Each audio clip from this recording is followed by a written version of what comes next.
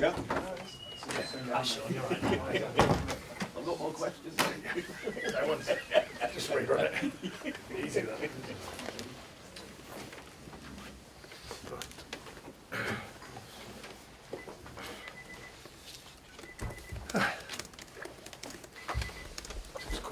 Afternoon everyone, welcome to our pre-match press conference preview our game against Tottenham. We'll start off with Vinny and Sky.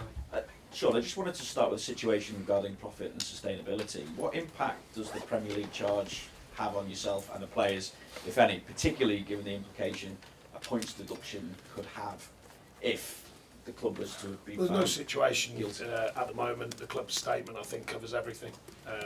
Things before my time, they've covered it in the club statement, so I'm happy to go along with that and more focused on what's going on the pitch, quite obviously. Have you been given any further assurances, though, that the club has done no wrong? Because obviously Pep Guardiola's been in a bit of a different situation to yourself, but he was given assurances and said if the opposite was found to be true, then he would consider his position. So I think it covers that in the statement, from what they said. And the rest of it is down to the powers that be, to do anything they need to do. So the club have just assured me that the statement is correct, and then, as I said, the rest of it will go down to the powers that be to do what they have to do. in terms of planning for the future, does it impact at all on the ability to bring players in during the summer? Not that I know of. I think at the minute we're really focusing on what's going on now.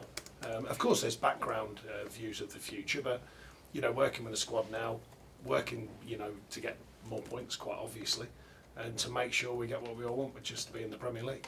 And with that background noise, what understanding do you now have as to why the fans are protesting against the board of directors of the football club? I think that was not relevant to any statements that are coming out. I think there's been a long-term thing. It's certainly from a distance. I don't think it was under the radar. I think it was apparent.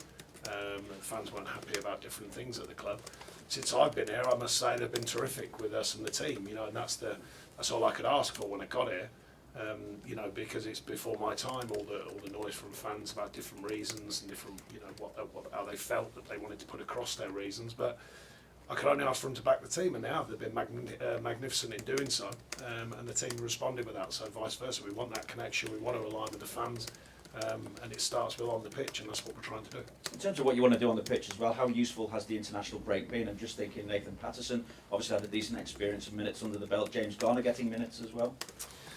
Yeah, I think for that reason, and then some have got more minutes in other games, and then the group that are left behind, they got a few days off, but they've certainly done some work as well, and I think they look fresh actually, and the way they've trained in the last 3 days. So yeah, I've been pleased overall.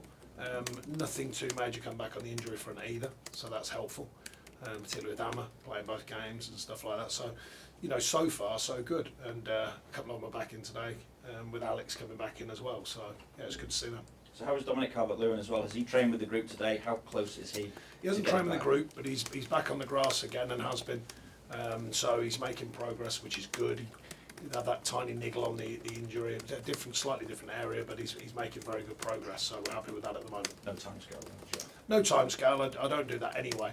And certainly when we're just trying to get him back to full fitness, as I call it, or as close to, of course.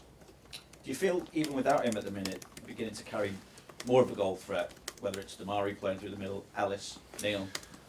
Well, the stats have improved since we've been here, on some of the markers that you want, getting bodies in the box, getting better quality going into the box, getting better quality of chances, and of course different scorers. And I made it clear, it's always been my mentality, if players go out the side, then there's a good opportunity for someone else. And then beyond that, the responsibility is the whole team to score goals. And I think we're showing good signs of that, being productive from different areas of the pitch, in different formats, different ways, and trying to affect games. And I've always said effective football is what I want from the team, and we're showing good signs of that. Even with the change in management at Spurs as well, I suppose Spurs' goal threat doesn't really change too much.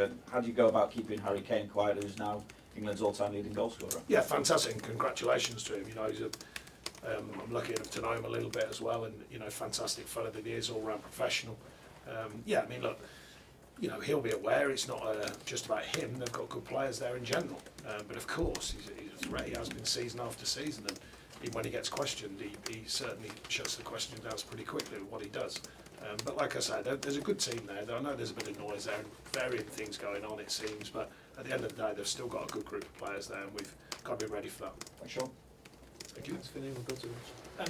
Sean, obviously going into the international break, you extended it to 3 games unbeaten. What are the positives that you've seen that gave you heart going through that period and now carrying into the final? I think the balance, I think it's fair to say we've found a better sort of defensive structure over the weeks that I've been here, and I think now we're beginning to just find that balance between that and transitioning into attacking, and there seems to be a better feel to that. It's hard to explain, but the transition moment and adapting to it and seeing the picture early, I think that's improving. The work ethic both ways. We're asking them to work obviously defensively, then how quickly can you transition both with your eyes and how quickly you see the game, but then also the physical side of it. And I think we're seeing better signs of that. And like I said, being effective as well, trying to affect the game in different ways. And I think there's certainly signs of that, better signs of that. Especially, last couple of away games, scoring 2 away, which hasn't been that obvious, for quite a while at Everton Football Club. So another step forward, and a reasonable return of points. There's a couple that got away from us. The Forest game got away from us from a mistake, and I think actually probably the toughest one for me as a manager was the performance against Villa, because I thought it was a very good performance and probably warranted better out of the game than we got. But sometimes that's the way it goes. In these situations, quite often people talk about a relegation battle and which teams have character. Did you see more of that in the manner with which you've gotten points against Chelsea than perhaps had been seen in games before? No, I think I've seen it since I've got to the club. I've been very happy with the way the players have adapted on the training pitch and they're taking it into games. So I just think it reaffirms it when you go down to Chelsea. Yeah, again, a bit of noise about Chelsea this season. They've still got some very, very strong players, very good players, and they were on a good run of form, of course, when we got down there. But I think the relentless mentality I've spoken to the group about, something I believe in wholeheartedly. Things can change in football very quickly, so you have to stay on it all the way through the game. Every minute is important, every second is important, and I think that's growing. I think that mentality is growing, and I just think it was a strong sign of it down at Chelsea with how we came back from being down twice, and then scored a very good goal to nick a very good point.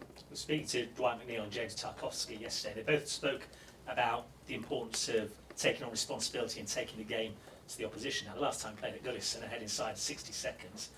It doesn't often happen like that, but I guess if you get on the front foot, no matter who the opposition is, that makes this place a real advantage. I've always believed in it. It's just that you play some teams, they're very strong teams, and it's hard to constantly be on the front foot, to use that old expression. So there are times when you have to play more tactically and defend more tactically, but there are games, as you suggest, when we go, we want to go on the front foot early in the games, and it's fair to say, like most teams, you tend to be a little bit more open to that at home, with the feel of a home stand, particularly ours, the way that it's going with the fans behind us and stuff. But we try and do that. It's the way that I've always wanted a side to work. It's just that some teams you play, and some very strong teams in the Premier League, and sometimes it doesn't look like you're trying to do that, even though you are. And then you've got to work in a different fashion. And I think we're finding that blend of different ways of affecting games, both defensively and in attack, no matter who we're playing, and that's important. Thank you. Thank you. Cheers, Rich. Yeah, Julie. Thank you. Hey, sure. Hey. You and Ellis have both spoken about a conversation you had ahead of the Chelsea game about what I didn't see what he said. What did he have to say? What did he have to say? Do you Yeah. want me to tell you? Well, I'll ask him after. Yeah, he was very complimentary, don't worry. Well done him. That's the right answer. I just wondered, have you used this international break to work even more closely with him, particularly if Dominic isn't quite back? No, not particularly. They worked hard anyway, and they got a few down days, and then coming back in, just reaffirming some stuff with him, some clips, and some information shared, but not too much. He's still relatively young. He's still adapting to what it is to be in the Premier League, and I think the way that we work on a daily basis will affect him anyway. And then just adding into it really with some analytics, and the coaching staff showing some analytics and some feedback for it. But it's not solved. A player doesn't just become a good player straight away overnight. He's got a very good goal, a goal that we think he can score with his power and his pace. And now learning about his body, learning about using his body, that's going to be an effective part of his game. And some of the details of being a striker, getting across the right side of the pitch, hold-up play, the importance of hold-up play, the importance of defending from the front. So these are all different areas of his game that we're trying to slowly but surely rub off on. And he's going about his business quite nicely at the minute, and he's beginning to get what we're talking about. Some players, pick it up very quickly, some it takes a bit of time. But he's working at his game, which is good. Seamus Coleman was praised in the week for his performance for the Republic of Ireland. I just wondered, you know, he's somebody that seems to always, no matter which manager he's playing for, whether it's club or country, that they just seem to love everything that he's about. Since you've been working with him, how have you found him, and given the stage he's at in his career, how impressive is it, the performances? I think that, you know, it's something I got told very young. I've said it in many talks, many times in the media. Great attitude is everything, and he's got that. And you know, to every challenge that's come his way down the years, I bet you any money that's been part of the thing, and his talent, of course, but part of the thing that's got him through some awkward times so that he can enjoy the good times. And I think that's why everyone speaks so well of him, because his attitude towards everything, he's a good, just a good person to be around when you talk with him. He's good on the training pitch, the way he rubs off in his own style as well. You know, he is himself. He's very authentic. I don't think he tries to copy anyone with his style. He will speak to players in the way that he thinks is the right way, and he does it very well. And then behind that is, of course, his performance levels. I mean, since me and my staff have been here, he's been a joy. You know, the way he's performed both on and off the pitch. We want him to continue that, of course, but it's not a surprise that everyone spoke so highly when I got here about him, and of course, people in the game in general speak so highly about him. Nathan Patterson featured briefly, didn't he, for Scotland? Is he something that will be in your plans for Monday night, or is it still too soon? He's still a young player developing, and there's a lot more to come from him. But he got injured pretty quick, and now he's over that, which is good. I know he's played a bit early season as well here, so there's still a lot of development in him. But he's going about it in the right way now that he's fit, of course. And yeah, getting fantastic win the other night for them, and he got a little piece of it as well, which is great for him. Do you like working with the younger players?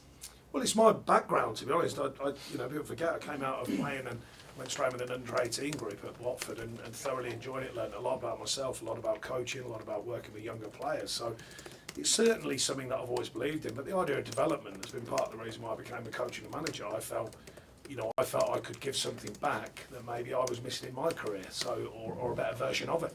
And that was my start point, and I still believe in it now, whether you're Seamus Coleman or whether a young player just coming into the first team squad. I still believe that there's development to be had. You know, the game teaches you the most in your career, but there are ways that you can guide players to get more from what they learn as players, and I think we try and do that, and I like it when that happens, and I like it when it gets fed back to you. I saw a couple of players I've worked with in the week, had a bit of dinner with them. I caught up with Tommy and Dave Jones, and they were sharing back with us, what they learned and how they felt about it when they were under us at Burnley. So I think that's a nice thing for coaches and managers, when that happens, and I enjoy that side of being a manager, coach, whichever it is.